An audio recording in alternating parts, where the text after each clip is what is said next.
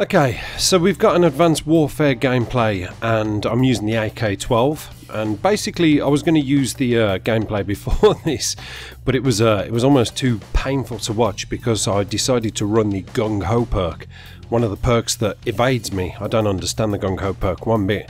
It's quite weird, but this gameplay is kind of relevant to what I want to talk about. But what is it with that Gung Ho perk? You know, I was reading it. I've never equipped it before, and I was reading about it, and it says you can run and gun while sprinting. I thought, wow, that sounds quite good. That might give me a bit of an edge as I'm running, and instead of shooting at people and stopping still completely, it's almost like adds a sort of a stalker effect.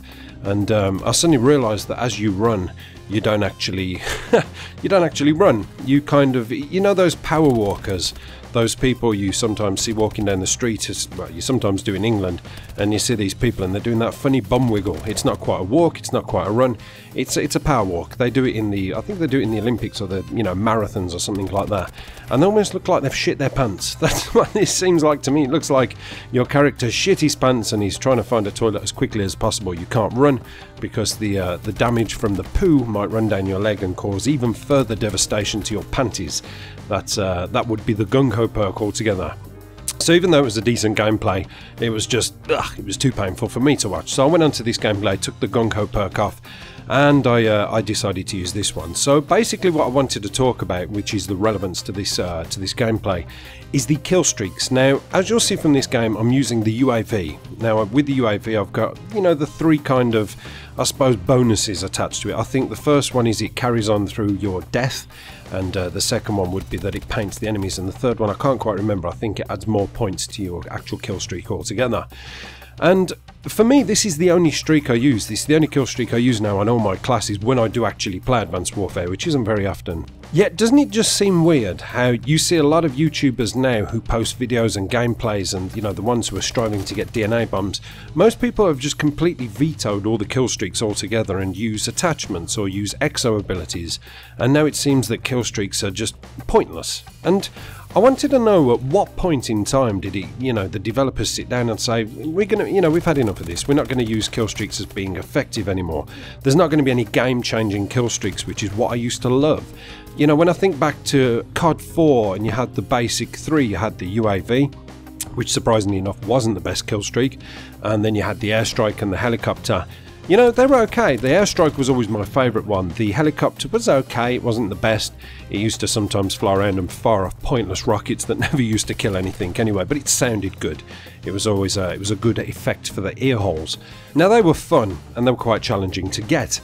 Then when it moved on to Modern Warfare 2, and I always say this, I always remember working when my friend had Modern Warfare 2, and I remember his phone calls of excitement to me as he teased and titillated me by saying, oh my god, you want to go down and play this game, there's a predator that you guide on top of people. And then he'd phone me back and say, oh my god, I've called in a Harrier, and it doesn't just carpet bomb, it stays in the air and kills people. And then he'd call me back with the chopper gunner and tell me stories about that, about how he killed people multiple times over and over again. Those were game-changing kill streaks, and it gave players like me, I'm not saying for everybody, but it gave players like me an intention to use them just to get the next kill streak, and it would sort of roll on and roll on. Now, I know that people camp for those kill streaks, they always have done, but if you're a kind of run and gun player like me, then you didn't camp for them. You wanted to go out, get the objective done and completed, but at the same time the kill streaks were a bonus for you. And sometimes, you know, when you'd get close, say if you were getting close to a nuke, or if you were getting close to getting your AC-130 or chopper gunner, you would sort of hold it back a bit for fear of getting killed, that one kill off, and then having to start all over again. And that was Modern Warfare 2, that was fun. That was when I started to enjoy the streaks, and then obviously it rolled on into Black Ops 1. To be fair to Treyarch, they did come up with the idea that, hang on a minute, maybe the multiplication of kill streaks and the kill streaks adding to the next streak probably isn't such a good idea. I think we ought to pull it back a bit and make people work for those kills and work for those kill streaks instead of them rolling over. You know, I didn't like it at the time, but I can see the sense behind it. I can see what Treyarch were thinking, and in actual fact, it did kind of work. You know, it made people not sort of hide once they'd called a bit of an airstrike in and let it do the work. Instead, they had to go out and complete their objectives and complete their kills in order to move on to the next streak. Smart thinking. Now, Modern Warfare 3, on the other hand, felt as if they'd just taken a little bit of a step back, where the kill streaks just weren't as effective. You know, they didn't seem to be as good as they was in Black Ops 1. and people seem to prefer to put on the specialist bonus or even the support streaks. And then when it went to Black Ops 2, it felt as though they'd found that feel for them again. Now you want to get the kill streaks, now the objectives will get you kill streaks as they did in Modern Warfare 3, but the incentive is there and these kill streaks are going to be bloody effective. And I always used to find as it started to get into Black Ops 2 that with each map I would change my kill streaks around to suit the map. Certain maps had better kill streaks for me. You know, I never really used the sentry gun much in the past, but I found with Black Ops 2 the sentry gun would really work on some maps, whereas on other maps it would be a little bit pointless. Now again with Call of Duty Ghosts, it felt like that they took a step back. It felt like the kill streaks almost did become a little bit pointless again. Some weren't that good, but there were still some that were quite, you know, funny.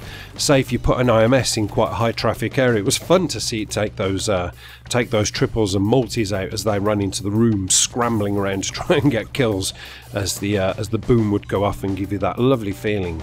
And again, it felt for me that certain streaks would work on certain maps. I mean, if you look at this gameplay in the background here, this is on a Prison Break and I'm using the Helo pilot. I would always take whatever else I had off, which was normally the Juggernaut Maniac, and I'd put on the Helo pilot, and that would just sweep the map up. It was ridiculous, you know. And you can get many kills. It can completely change your game. It can change the whole flow of the game. You can go from a complete loss to a win.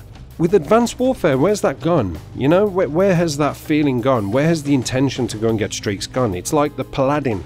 You know, I've got this triple Paladin gameplay. I certainly did have this triple Paladin gameplay, and I think I finished the game. It was a domination game, and I think I finished the game about 32 for 8. 3 Paladins, and I think I must have got about 5 kills with them, you know, all together, because people were just hiding in buildings.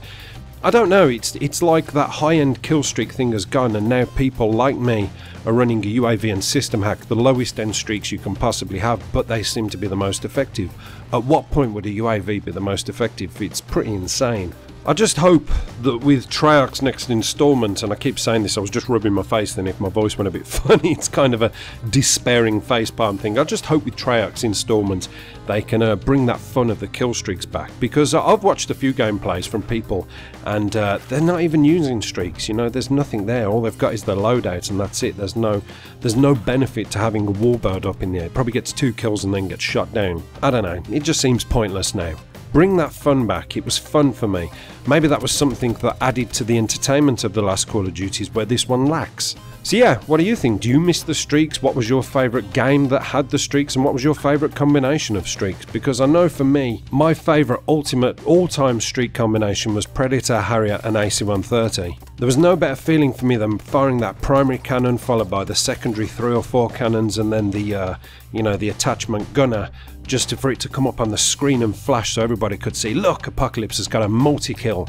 Everybody bow down and praise to him. Probably not really, but you know what I'm saying. So yeah, just let me know in the comments section, because I bloody miss them. Apocalypse done.